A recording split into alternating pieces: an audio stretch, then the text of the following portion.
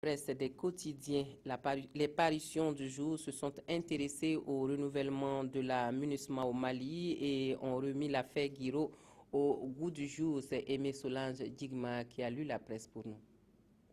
L'affaire Guiro en cassation occupe la plupart des manchettes de parution du jour. Ousmane Guiro devant la Cour de cassation aujourd'hui, nous informe le pays.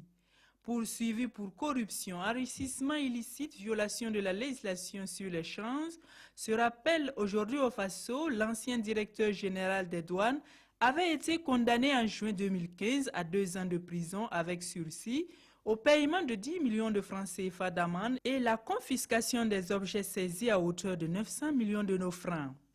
Un verdict souligne notre temps qui ne satisfaisait pas une certaine opinion qui souhaitait voir Guiro sévèrement condamné pour l'exemple. Il s'agit donc ce matin pour la Cour, indique l'observateur Palga, de confirmer le verdict prononcé lors des assises ou de casser ce verdict et renvoyer le dossier à la Cour d'appel afin d'être jugé à nouveau. Le renouvellement et le renforcement du mandat de la MINUSMA également en question dans les quotidiens du jour. Que d'espoir avec le mandat en perspective de la MINUSMA 2, titre aujourd'hui au Faso.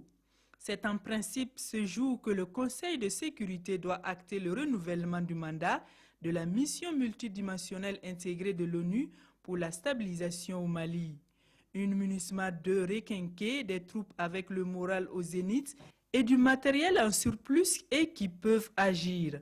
Alors, s'exclame l'observateur Palga, les djihadistes de tout poil tapis dans les dunes du septentrion malien n'ont qu'à bien se tenir, la nouvelle MINUSMA arrive.